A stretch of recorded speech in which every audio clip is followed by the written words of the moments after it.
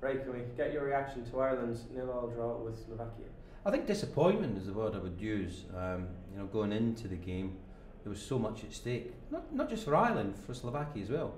When you think after 6 games, both teams had 13 points, knowing that Russia had played earlier against Macedonia and won 1-0. So there was incentive for both teams to actually go out and try and put a marker down, to try and win the game, which would have put them in, I think, the best position really to finish the group as top of the group. So disappointment from the performance. I thought the lads looked a bit nervous beforehand. We haven't had a lot of games before the start of this season. They've only played two league games, 3 league games, 1 international match, a friendly against Croatia, and I think it showed. And there's a lot of players who have not currently been playing regularly in first teams. The likes of John O'Shea, Eddie McCadden, I think, has played 18 minutes over in Russia for his domestic side. So there's a lot of reasons why we didn't quite get off to the start we were liked. I thought we were going to impose ourselves a lot more in the game, particularly early on. But I didn't know the game plan. I didn't know if we were going to squeeze and everyone come up behind and keep it nice and compact, or else we were going to drop off. It was a bit of a mishmash.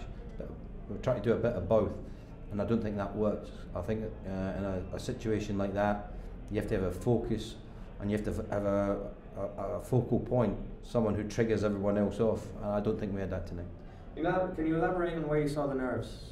Just before the game, I was doing a piece to camera, and I was watching the lads on the pitch, and I love watching, when they come into the stadium. I like watching lads warm up.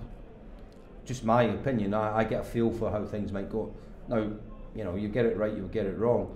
But I did say prior to the game, I thought the lads looked a bit edgy. That was that's what I said before the game, and then afterwards it looked like they played in that manner. Whether they were or weren't, I'm not sure. Maybe the magnitude of the game and what it meant, not just to the players, but to the fans and to the country. It's been a real difficult time in Ireland of late with the recession, and I think if we would have won tonight, it would have put us in a great position going into the Russia game. And if we qualified for Poland and Ukraine next year, it would have had a massive difference to the country as well. People had a feel-good factor. People were making plans about maybe going over to watch the international team. Who knows how it would have affected the economy. So I think there was a lot at stake tonight. The players wouldn't have thought of that. They don't think of that. They just think of the consequences of the game itself and what they can achieve, which would have been something to take into that game against Russia on Tuesday. Slovakia, the visiting team, you expect them to come and be happy with a point.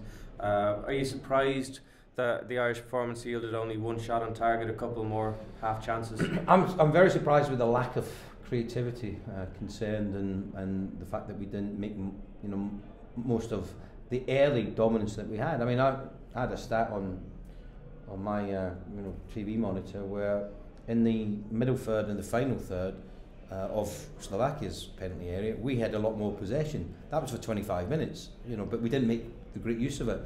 And then the next 10 minutes, it completely changed. Went from one end of the scale to the other, where all of a sudden Slovakia were the dominant team and looked more likely to score. And I just felt it came down to lack of commitment, lack of confidence, lack of belief.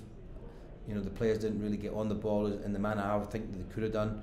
When Gavin had a problem with his groin, had a problem with his back, and I was really anticipating, with them only playing one up front in Holosko, that our 2 centre-halves would spread, our 2 full-backs would push on, and then one of the centre-halves would get the ball from Shea, you need to kick it downfield, where we've got Kevin Doyle and Robbie Keane up against Skirtle and Darica. They're 2 centre-halves. Well, we ain't going to win many headers that way, so I thought we could have played more out from the back. I don't know if it was a directive from the manager.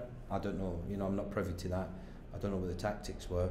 But at the same time, I think the players can, assess a game as it's going on, assess the fact that one of their teammates is not in the best shape when it comes to kicking the ball, and then you utilise what you can do to help him out. So you make space to try and get on the ball. But I don't think we've done that well enough.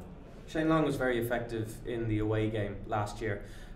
He obviously pulled out with an injury before tonight's game. Do you think that the game plan was not adjusted when he pulled out? That maybe I wouldn't agree with that at all, Matt. I honestly believe on that we're reading too much into that. All of a sudden, because Shane Long's left Reading and went to West Brom, he's now become a world beater. That's not the case.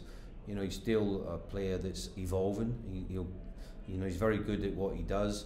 He's started the season well, scoring goals.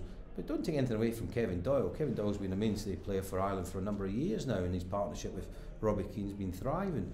You know, you ask Robbie, who does a lot of the work down the flanks to create opportunities for Robbie to score goals, and I'm sure he'll say straight away that Kevin Doyle's been, you know, hugely important from that factor. It's easy after the event, and it's amazing how your stock rises when you've not played yourself, and how the ones that actually started tonight, it diminishes because obviously the result hasn't gone your way. So no, I wouldn't be saying that because Shane wasn't in the team that, you know, we played as poorly as we did going forward. I just felt that on the night that maybe everything about our game as an attacking force wasn't quite there. You know, the pace that we played at, people making angles to receive the ball, options on the ball, the game plan, how to break down the opposition. I don't think it was quite there tonight from my point of view watching. But I think also we have to mention that, you know, there was a piece of history made tonight, which is a crumb of comfort in many respects, because that's 6 games in a row that Ireland have played without conceding a goal, which is a record for the national team. Finally, the substitutions, in particular Stephen Hunt, did it come too late? Well, I mean, from my opinion, you know, I mean, I'm not the manager. You've got to remember that. You know, the manager's there. You know, he's paid well to make the decisions to try and, you know, get the best out of the players that he's got, the squad that he's got. So you'd have to ask him that. I think most people have suggested that Aidan McGeady was tiring, and that's not through any fault of Aidan. Aidan's played limited amount of games over in Russia. Obviously, that's going to affect his fitness. I don't think you could fault his effort. You could fault maybe his final ball or what he tried to do, but you couldn't fault the fact that he chased back when he had to, and he tried to work the ball forward when he did. But one of the things that goes against you when you try to find your fitness is your touch, and I thought that wasn't assured tonight. He was a bit laboured in his passing when he was getting the ball, and where he should have laid it off quickly, he was holding on to it a little bit longer than he did. But that's all about, you know, judgment calls, you know, what you should do at the right time when you're in possession of the ball. So it didn't quite work out for him. I wouldn't blame him for that.